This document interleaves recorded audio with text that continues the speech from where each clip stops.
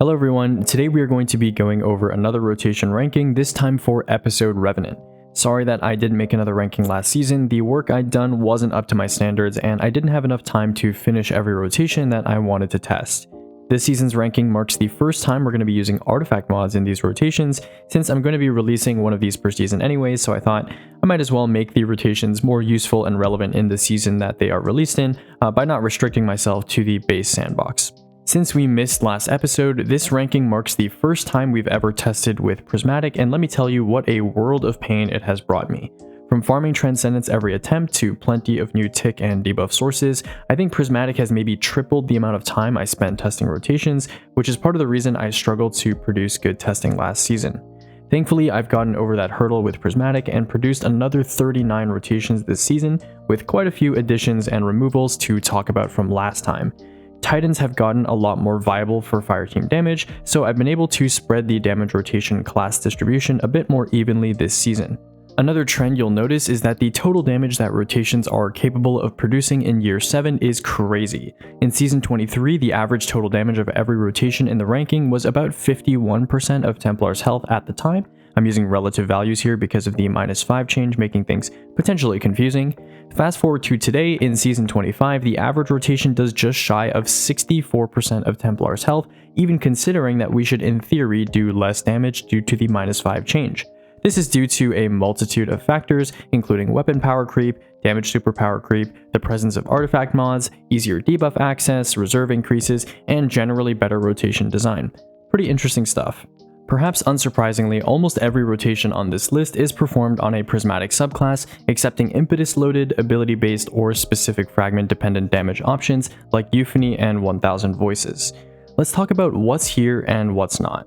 Before the final shape, the ranking was dominated by variants of Edge transit rotations with a couple rocket rotations, alongside some burst options involving Parasite and the 4th Horseman. This season, I've changed my approach to the rotation ranking. I've removed a ton of rotations that are too similar to each other, except a few that the community seems to have genuine interest in. Additionally, gone is almost every rocket rotation from the past, given the nerfs to Envious Assassin and Reconstruction, with the only ones remaining revolving around Tomorrow's Answer with Envious Arsenal. I've also dropped every linear rotation except Scintillation, since that's really the only linear that needs to be on the list as a reference point. Finally, I've also elected to remove any rotation that was too burst damage oriented, since I feel that burst damage is fairly straightforward these days, and that there wasn't much educational value to be gained by showcasing what a Parasite into Horseman swap does to a boss over a very short time. The idea behind this season's selection was to pick only rotations that are either truly unique, genuinely powerful, or have garnered community interest as either a core or novel option. With that in mind, I've added all your recent favorites, including testing almost every bittersweet combination I've been able to, using Arc Compounding and Conductive Cosmic Crystal, as well as making use of new additions like VS Chill Inhibitor from Vesper's Host, and sandbox changes like the Lucky Pants rework and the unintended turned intended last word buff. Before we get started, one last thing about testing this season, I've made the ranking even more precise with my adjusted value accounting for what a damage rotation's result would look like with a full 30% debuff and Lumina plus support frame boost for its entire duration, negating weapon damage buffs for any ability damage sections of the rotation. While this didn't have a hugely significant impact on most rotations, on certain rotations like those not on Prismatic, those based on Tractor, and those that heavily rely on ability damage, it actually did end up shifting their ranks a fair amount. With that lengthy intro out of the way, let's get right into the list. As usual, we're going from bottom to top, sorted by adjusted DPS at the end of the rotation. Starting us off at rank 39, we have the classic double slug Tractor rotation. While this isn't the only Tractor option on the list, I thought it was a good reference point, although the Reconstruction loadout swap changes really restricted the setups that this rotation works well with. Settling on Prismatic Hunter, I had to rely on a Coyote/Dragon's relativism in order to reload both my slugs twice, but it's a pretty straightforward rotation otherwise. Admittedly, this rotation wasn't executed very well, but it's here to serve as a benchmark rather than as a precise placement compared to some of the other rotations we have coming up. Due to some damage tracker setting changes I made, some of these rotations don't end when I run out of ammo or when Templar dies, but rather at a certain timing set by the application I use to monitor health bar changes. As a result, the total damage here is deceiving. Technically, it should be the same total as the rotations here that killed Templar solo, but it was restricted to 55 seconds. Granted, this is an impressive showing for a primary, especially considering I had almost permanent ability uptime, as well as not 1 but 2 extra Novas built during this rotation's duration. And this is solo too, so I started at 0 Outbreak Nanite stacks. Talk about a fall from grace. From placing 6th overall in Season 23 to placing 4th last this season, thanks to both banner nerfs and 1-2 punch being stealth nerfed. While the footage on screen isn't perfect, I modified the timing values in my graphing tab to simulate what the DPS of this strategy would be like if executed over a long period with relatively perfect timings and no melee whiffs. Needless to say, a very disappointing showing. If you're wondering why Wormgod isn't here, I was unable to get a good test where I got Harpy refreshes from Grapple Melee Splash under the boss, and you can extrapolate from the Season 23 results to around 210k DPS if you want an approximate value, which is still nowhere near as dominant as it used to be. Another rotation that would have killed Templar given enough time. Inspired by the solo Templar rotation many were using last season, this rotation abuses Envious Arsenal combined with Dragon's Breath's tick properties in order to build Transcendence while spamming Liturgy and Omniscient Eye Shots. Unfortunately, while it is a fun high APM rotation, its actual DPS isn't very good, even considering that it uses a better special weapon configuration than the Lost Signal Wildstyle combo that last season's iteration used. Another tick heavy combined with the 2 strongest Envious Arsenal specials we have, this rotation's DPS is basically identical to the previous rotation. However, this rotation wasn't tested with arc compounding or kinetic impacts since it was tested during my first pass of rotations. In theory, it could be a little higher, maybe somewhere around Bastion or Euphony, but since it isn't anything groundbreaking in total or DPS metrics, I decided not to retest it with the new artifact row. Cool concept, but unfortunately nothing crazy enough to write home about. The new kid on the block is here, the GM meta in DPS form. I got a lot of requests from people in different parts of the community to damage test Consecration on a boss, and the results are, well, they're better than grapple melees, easier to use, don't require navigator, and allow you to play a better subclass overall. That said, as we discussed in my last video, Consecration loses nearly 70% of its damage when used in a full fireteam setting, so definitely be aware of that if you are running multiple titans. The total damage value here only accounts for 9 consecrations, and you can definitely go for more, so don't be too caught up in that number. Our second exotic-only damage strategy on the list, Choir 1 makes its first appearance on the ranking. As you can see, almost every rotation in this list that needs a default configuration was front-loaded with Star Eater Nova and paired with a Sanguine swap afterwards, which is why Warlock is attached to a lot of what's listed here. In projectile mode, this exotic auto rifle still has pretty solid DPS and total damage values, along with excellent active super gains compared to other special weapons. That being said, it's nowhere near as dominant as it used to be on Encore launch, which is why it's placing at rank 32. We needed a linear candidate on the list, and with how irrelevant surrounded linears are and how tired Cataclysmic and Sleeper have become, I decided to leave only one linear on this list as the spokesman for all its laser kin, and that's Rewind Bait Scintillation. Combined with the standard Warlock setup alongside Witherhoard and Wildstyle, this pinnacle linear offered up a DPS value of 172,938. This might seem disappointing for what should be the best heavy linear in the game, but this will probably become even more of a letdown when we advance a couple more placements. This kinetic fusion has been getting some attention recently thanks to a strategy involving it alongside Attrition Orbs via Velocity Baton against the Corrupted Puppeteer boss in Vesper's Host. I've sung this thing's praises since its rework was first announced, and for a special weapon it fares pretty well, second highest special only DPS on this list, with the highest total damage of any special. Prismatic Warlock is perfect for this rotation, enabling the use of Facet of Command and Arcane Needles in order to keep Bastion topped up with Saint's Fury uptime and a full mag. Our first rocket rotation of the list, I saw a couple people suggest I try Choir with the new Envious Arsenal Tomorrow's Answer roll, since both are void, and since Choir mags even when manually reloaded have pretty decent swap DPS.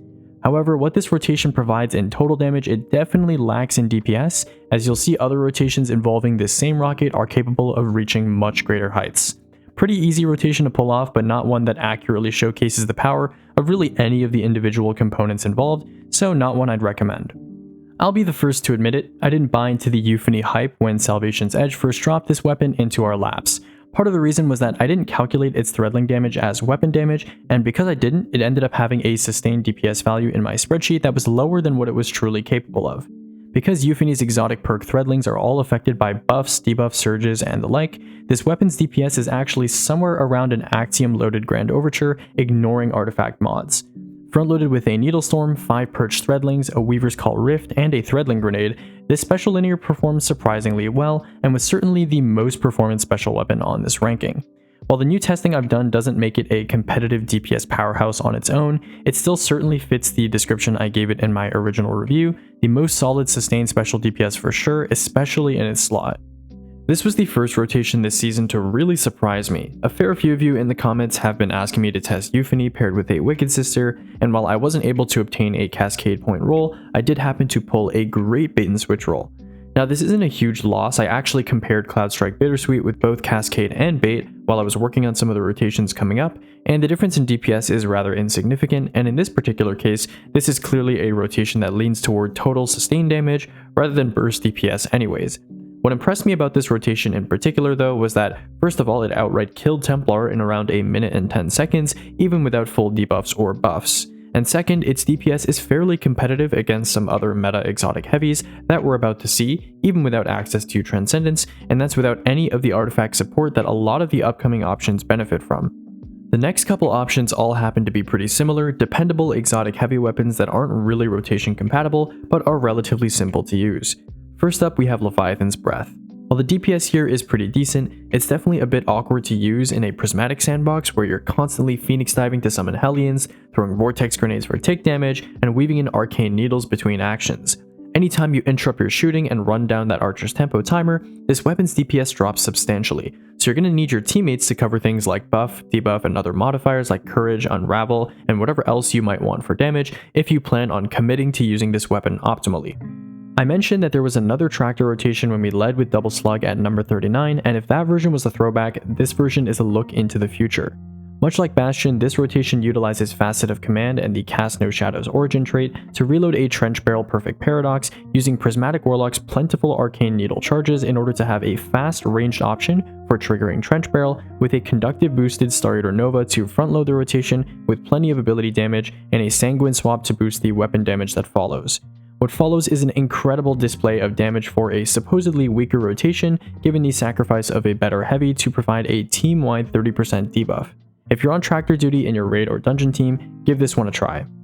Last Wish's raid exotic is possibly even easier to use than Leviathan's Breath with no precision requirement and one of the most forgiving shooting patterns this game has to offer. However, as we established in the previous video, 1k does lose up to 22% damage if you have 5 people simultaneously using it with Ember of Ashes. Not as punishing as something like Consecration, but still something to look out for. On top of this, you can't use this weapon optimally on Prismatic, the subclass that's kitted out with free buffs and debuffs and other useful features like Transcendence, since you need Ember of Ashes for that one-shot ignition. Naturally, I paired this exotic with Gunslinger since the other two solar subclasses are definitely more mediocre for maximizing damage if you're forced to stay on them. Subclass restrictions aside, a pretty easy option to use if you aren't playing something like a Master Raid where you might value total damage a little more. Microcosm is another very popular and consistent exotic heavy option for Fireteam DPS. Since this weapon screams default, Warlock was the natural pairing, leading off with a Nova to activate Paracausal Imbuement. I don't think I need to tell you how this weapon is optimally used. I shot the boss until I got my super again, and then I supered, and then I kept shooting the boss. Overall, one of the better easy power exotics to use for boss damage, and this result showcases just why: solid DPS at nearly 200k, incredibly fast Transcendence generation, and great super generation too, especially for a power weapon. Popularized by fellow damage testing content creator Chicken SI2, this is a variant of his original Aberrant Parasite holster rotation. Now that we have Envious Arsenal specials, we don't need to rely on Ambitious Assassin or a long time to empty mag special in order to make use of Parasite's solid swap DPS. Pair this with our new Courage swap tech, Chill Clip Liturgy, and Vorpal Omniscient Eye, and we have a recipe for success. 1 Liturgy shot, a Parasite shot, and then 4 Omniscient shots to provide enough time for the solar holster mods we have to trigger, since the holster timer resets when you swap weapons. Overall, not an insanely impressive rotation, but Templar is a little too far away to fully make use of Worm byproduct, so in theory the DPS of my specials could have been a little higher, but it wouldn't have elevated this rotation much higher than where it is now. If there are any exotics that are being carried the most by the artifact this season, one of them definitely has to be Thunderlord. While some other arc rotations struggle with maintaining 100% blind uptime for arc compounding, Thunderlord is able to repeatedly self-refresh blind at the perfect time, given that it's a precision, high fire rate weapon that is designed around continuous firing. Combine this with the best damage super in the game thanks to the artifact, and you have an easy exotic option that fills your Thunder Crash a second time for another burst of damage. Grand Overture has received a lot of attention for its applicability to the Corrupted Puppeteer fight, with its incredibly long phase and extremely large health pool. But how does Overture stack up against more traditional DPS options? Let's talk about the most obvious pairing with this exotic first, Thunder Crash Titan. A lot of you asked me to test Grand Overture with Hazardous Propulsion instead of Actium Warrig the last time we spoke about this weapon, but after reviewing both exotics, it doesn't really make sense to use the former exotic over long sustained phases. For reference, the Exodus Rocket Volley itself does around 215k damage, and the 35% damage boost you receive from activating a full volley only lasts 10 seconds, which will only affect your very first volley. This is akin to giving up your entire exotic armor slot just to receive a small burst of rocket damage plus what is effectively a Lumina shot off the bat. In my opinion, the lack of need to reload Grand Overture at all during the damage phase is much higher quality of life and ends up evening out the DPS between the two exotics over the course of 2, 3, 4 or more volleys. Perhaps with other rotation-centric weapons where you can easily reobtain your rocket stacks, Hazardous makes more sense, but on a single weapon-focused option like Overture, it really seems like Actium is the easier choice. Regardless, if you're looking for a fairly straightforward and forgiving damage option with the current artifact, this is a great low-effort option for a single weapon strategy, but if you're a Titan looking for an even stronger rotation at the cost of total damage, we've got more coming up. The other popular pick for Grand Overture users is Well of Radiance. For Well users, Grand Overture presents a solid opportunity to swap to Prismatic on Stormtrance in order to convert their Overture damage into Arc Super damage for Facet of Courage purposes. This is a common trend you'll be seeing here with every rotation involving a Well of Radiance, and it's incredibly effective. I hinted at this tactic last season when I was doing some testing with Well conversion, and it seems like this season it's applicable to a huge number of damage options for Well users. Unfortunately, this conversion effect only applies to your Well, and since Grand Overture is very much a long-term damage option, you lose out on both the Courage bonus and Conductive Cosmic Crystals ability bonus, which we'll talk about later. Still an excellent total damage and solid DPS showing, even beating a version that's front-loaded with a 1.3 million damage super. One thing to note though is that both my Grand Overture results are achieved by stacking up to a full volley and then filling up on ammo afterwards, so in reality, unless you happen upon a heavy break after stacking your volley up, your total damage will be a full cycle behind what's shown here. I'm sure you all recognize these weapons from the world's first solo witness clear last season. While the Reconstruction nerf made this rotation a little more awkward, and the Still Hunt nerf definitely took a big bite out of its DPS, Facet of Command helped recover a little of what was lost from this rotation. This rotation could definitely be cleaned up a little in order to make its timing much more optimized, but I didn't want to spend too much time perfecting it given that other rotations are a significant step over it anyways. Still a pretty cool rotation, but in my opinion, especially with this season's artifact, not really worth using given its mechanical difficulty. While I wasn't able to bring you a Wormgod Banner grapple entry this season, I was able to bring you an alternative with Consecration. Pretty solid DPS, pretty easy to maintain solo, and the same catches as the Syntheseps entry when it comes to fireteam damage. Ignitions from Consecration actually count towards Burning Fist stacks, even if they only give you one at a time if you get a multi-kill. Nowhere near the dominance of pre-final shape where the top Wormgod damage option was literally the highest sustained DPS in the game, but still a fairly decent option, especially for what is essentially spamming 9 melees with the occasional stray ad being blown up. And now we arrive at one of the classic benchmarks of boss DPS in modern Destiny, Whisper of the Worm. Similar to Leviathan's Breath, this weapon punishes you for playing on Prismatic since you have to unscope and break Whispered Breathing if you want to fully make use of Transcendence ability spam. As mentioned with Leviathan's Breath, if your teammates have you covered when it comes to buff, debuff, and other modifier uptime, then this is a great option for consistent precision damage in any season, even including this one with Sniper's Meditation absent. As for the strategy, it was the same as Levi, Starter Nova to start, then a swap to Sanguine as usual.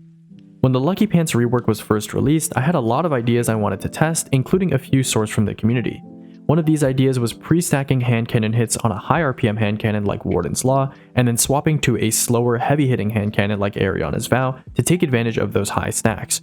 Normally, if you shoot Eriana's Vow, you never reach 10 hand cannon stacks since its mag size only holds 9 and its fire rate is so sluggish that you wouldn't be able to make 10 shots if you reloaded quickly anyways. After some testing, we found that shooting 3 bursts of Warden's Law for 6 stacks total, and then swapping to Eriana's Vow for 7 shots was the optimal way to go, a DPS boost of 30% compared to just shooting 9 Eriana shots. The only problem with this though was that you're dedicating both your kinetic and energy slots to an effect that has a 10-second internal cooldown. Naturally, the right pairing was an Envious Assassin Edge Transit, since it would kill enough time to run down the out of luck timer while still putting out respectable DPS in the meantime. All in all, not a bad showing for Lucky Pants post nerf, but not the last time you'll be seeing it here. Speaking of Lucky Pants, our next rotation is a twist on the classic Warden's Nessa Edge from previous seasons, but with VS Chill Inhibitor taking point as the best Cascade bait heavy GL for the job in Season 25. For those of you not familiar, this rotation uses a Vorpal Yesterday's Question with Whisper of Rending as the Lucky Pants hand cannon of choice, then fills the out of luck downtime with no reprieve to trigger Cascade Point, and VS Chill combined with appropriately spaced Impetus Withering Blades and a Marksman's Dodge. Pretty solid total damage for a rotation without a traditional damage super or strong ability tick damage. Reviving another classic from the last ranking, we have Izanagi Nessa Inhibitor. Pretty much the same as what we had last time using Edge Transit, except I've had to adjust grapple timings quite a bit in order to work around the faster mag dump time of rapid fire heavy GLs in order to maximize bait and switch uptime. Once I got it to work though, the rotation ended up looking pretty cool. In my opinion, definitely not the most worthwhile rotation this season given what's coming up, but still a neat one to try regardless. Now that Banshee's graciously given everyone an Envious Bait Spike VS Chill Inhibitor, I thought I might make a rotation that utilizes this staple pick with the highest refreshable swap DPS special config there is at the moment, Chill Clip Liturgy combined with Icebreaker. You can also do this rotation with Izanagi's Burden and another energy double fire, but I thought this version was cooler, so I opted for this one. Pretty easy execution, works on any class, and once the season is over, it'll definitely still be a strong option since it doesn't rely on the artifact in any way. Ever since rapid fire heavy GLs got their buff, people have been asking to see if Koraxis has significantly advanced in the grand scheme of damage rotations, and the answer is not really. Total damage is just decent even with 2 Nighthawks added on, and reloading is a little awkward thanks to the Envious nerf.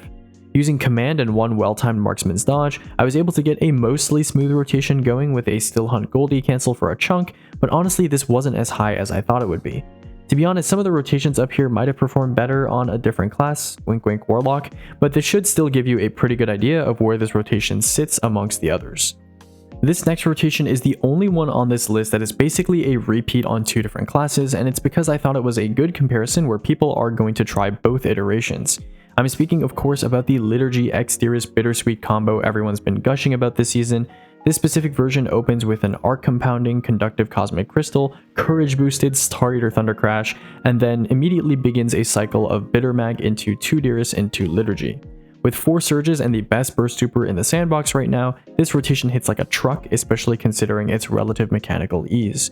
If you're wondering why Cloudstrike hasn't been tested as a substitute here, I actually did test Cloudstrike with Cascade as well as Bait Bittersweet like I mentioned earlier, and the results range from slightly worse to about equal to X Diris. This is because X Diris guarantees Arc Compounding uptime for your entire rotation since its moths refresh the blind timer, while Retinal Burn can only blind a target that isn't already blind, meaning you might have entire mags of Bittersweet that are missing a 15% boost if you miss time when you shoot Cloudstrike.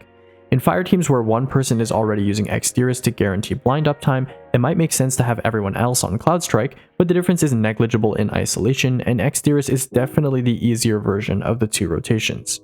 And now for the top 10, starting off with our last Lucky Pants rotation on this list. The last word is an interesting member of the Lucky Pants roster because it has the highest single hand cannon swap DPS, but requires a reload so that you can dump 2 mags during your damage boost timer.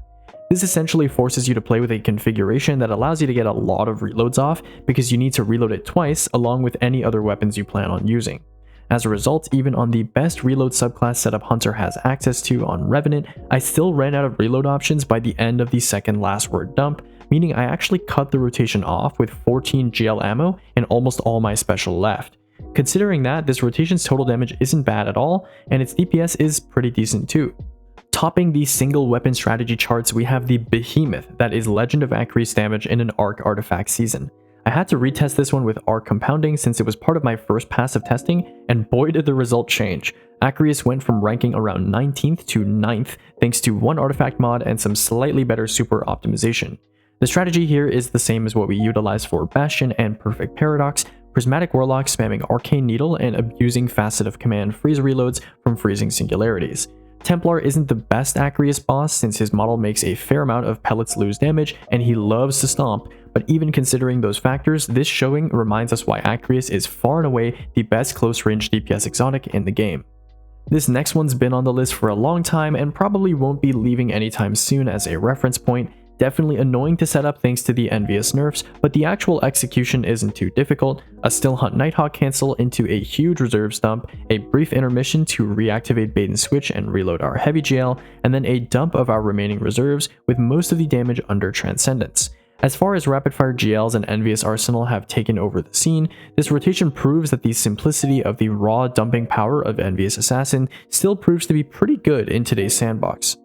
Quite a gap between our last Tomorrow's Answer rotation and this one. When I said this rocket was going to be meta, I was not kidding. It's a top competitor with an easy 1-2-3 style rotation, and that total damage number only uses 12 of the 18 rockets that a bipod swap Tomorrow's Answer has access to on its adept version. Imagine if we got Envious Arsenal on an aggressive rocket, or if Void weapons had artifact support instead of arc weapons. Yeah, it might be a GL meta right now, but with Envious Arsenal and the right rotation, there's definitely a rocket meta waiting in the wings too. A mix of total and sustained damage, this rotation is basically Horseman Impetus Edge with a weapon that surge matches at transit but has worse burst damage in exchange for more total. While Choir 1 on its own has definitely fallen down the ranks when it comes to damage, this rotation showcases its ability to function as a pseudo Horseman under the right circumstances and the right partner heavy weapon. You can of course do this rotation by manually reloading Choir instead of using Impetus on a non-Revenant subclass, but that downtime will cut a little into your DPS. Still a pretty solid rotation overall. For those of you that loved Horseman Impetus Edge from 2 seasons ago, this is an updated version of that same rotation with the brand new VS Chill Inhibitor in the mix instead. My Cascade bait roll doesn't have spike, so this could be a little higher, but it's clearly on the upper end of the spectrum here regardless. As a reminder, this was easily the top weapons-based sustained damage rotation in Season 23, and given that there are no more ability-based rotations above this one this season, that means that there are now 4 sustained damage strategies that are even better than this one coming up. Let's see what they are. For those of you that missed the days of Double Slug Rocket with Hothead and Apex, let me reintroduce you to its newest iteration, what I like to call Tomorrow's Double Slug. Using 2 4 times a charm Vorpal slugs, thanks Reconstruction loadout swap nerf, you can simply rotate through your 3 weapons shooting 1 shot each and achieve nearly 300,000 adjusted DPS with a friend on Galahorn. Once again, no bipod swap or enhanced Envious, so I only had 12 rockets. If I had 18, I'd do enough total damage to overkill 1.4 Templars all on my own. I'm pretty sure I'd do even more damage on a well Sanguine swap with Courage, but I didn't bother on this one. Maybe a topic for a future investigation though. Down to our top 3. Now this rotation came as the biggest surprise of my entire ranking this season. Not only is it fairly easy, not only is it outperforming a Horseman Impetus rotation with a Cascade rapid fire heavy GL, but it doesn't even use a damage super.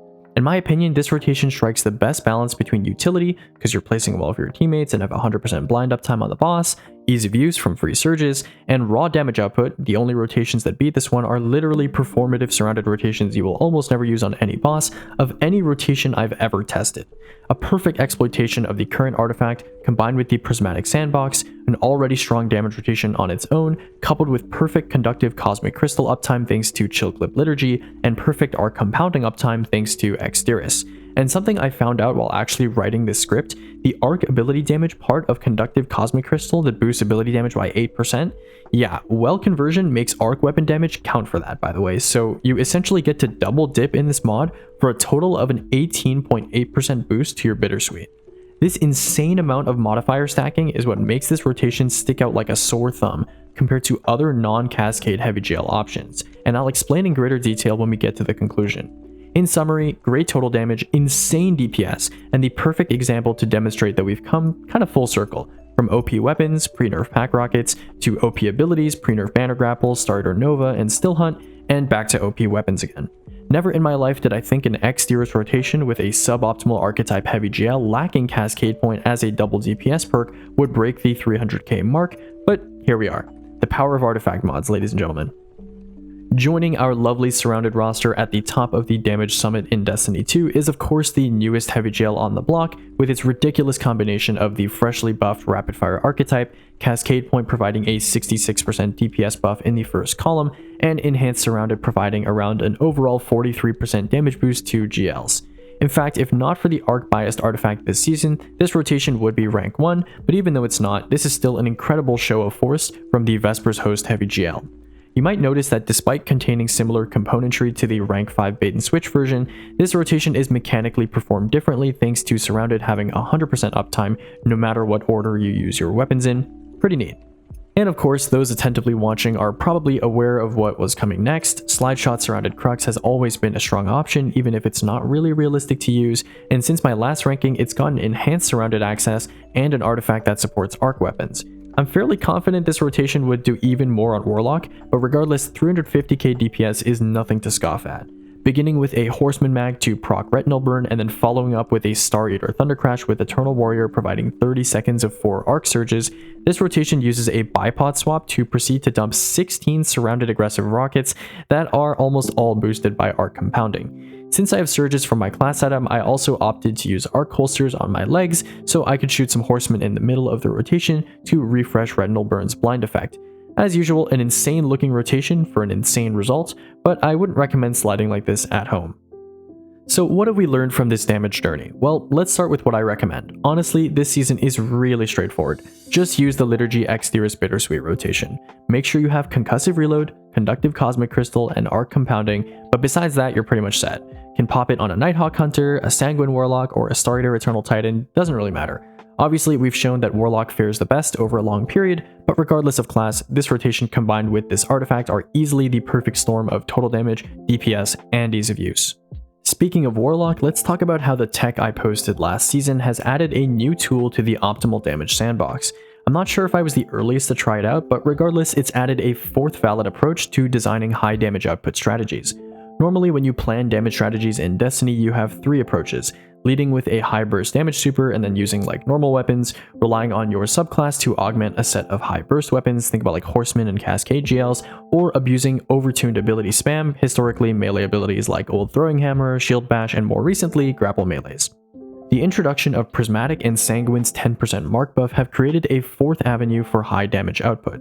Having Facet of Courage is proving itself to be such a big boon, especially in extended damage phases, that it actually surpasses the benefit of Option 1's burst damage super, with Envious Arsenal bypassing the need for a lower utility subclass for Option 2. With no really game-breaking abilities in the sandbox at the moment, I can see a world where this fourth option takes over the damage sandbox. The list of modifiers you can stack this season on a Well Warlock is beyond insanity.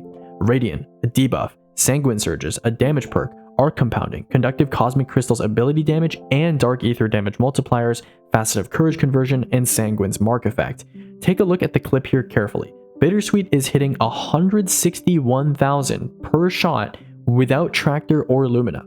That's more than an unbuffed fully honed Izanagi shot from each Heavy GL shot. The buff stacking here combined multiplies base adaptive Heavy GL damage by nearly 4 times. Honestly, this is so insane, I'll probably make a video about this concept in particular with more focused testing. Last season, one of the difficulties I had was the huge chunk of damage abilities were starting to occupy when it came to the rotation total damage pie. When every single rotation starts with the same Star Eater Nova 1 million plus chunk, the DPS of every rotation at 10 seconds tends to start looking the same. As a result, the rotation ranking's purpose becomes a little less useful, since it becomes harder to distinguish the weapon portion of rotations from each other, which is what people tend to care about when comparing damage strategies. For example, Leviathan's Breath and Bastion are 2 weapons that are separated by a massive 46% gap on the sustain tab, where they are isolated and mathematically perfected without outside factors. When they are compared in real scenarios with ability use thrown in the mix, this difference shrinks to a much less noticeable 9%. This is due to a number of factors, including the fact that if you pop a damage super first, you have to sit through the initial draw of this massive bow, but you can see my point. Real use includes a lot of damage that is common between rotations, so it can narrow the gap between rotations by a fair amount. Last season in particular, I really struggled with this phenomenon, especially with how many rotations were dominated by Warlock's pre-nerf Star Eater Nova. Thankfully, this season I've been able to design more distinct rotations, but it's definitely a noticeable symptom of the Final Shape's introduction of even more powerful damage supers. As a concluding note, let's end by briefly talking about testing. A fair amount of the rotation footage you've watched probably has some mechanical error in it, caused by a straight attain or a slow reload or anything of the sort. This season I've taken the liberty of removing any excess mechanical error from the graphing results, and by extension the adjusted DPS calculations, to ensure that the rotation comparison is as fair as possible. The Year 7 sandbox has definitely taken some getting used to, but I'm confident in saying that next episode the process should be a little faster now that I'm more familiar with this new environment. Before we go, I would once again like to thank everyone that participated in testing from the first batch in mid-November up till literally yesterday when I retested Acrius and Overture with the newer artifact mods from Act 2. The testing results you see here would not be achievable without many of you helping carry the relic, block teleports, place wells, break the tains, provide pack hunter, and shoot oracles. So once again, thank you all. Hopefully you learned something new about damage in Destiny from this video. This is definitely the most optimal trimmed down version of this ranking I've ever done, and next season we'll try to shoot for an even more optimized list with what we've learned from this season. If you're curious about any of these rotations in particular, I've included an unlisted playlist of every single rotation's footage in the description of this video for you to look through. Detailed graphing data is located in my boss damage spreadsheet as usual, but I haven't included dim loadouts this time around. They're pretty straightforward, and anytime I use more than one, you can see the loadout preview while I swap. With that out of the way, that's all for now, and thanks for watching.